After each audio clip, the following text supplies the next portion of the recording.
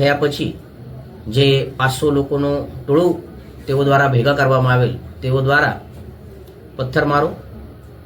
કુલાડી, ધારિયા, તીરકામઠા આ પ્રમાણે જે પ્રાણઘાતક હથિયાર હતા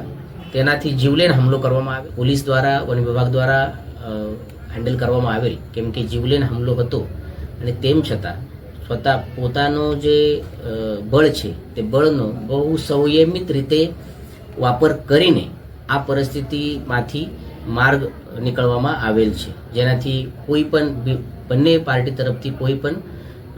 જીવિતહાનિ થયેલ નથી અને બહુ સારી રીતે આ મામલો શાંત થયેલ છે.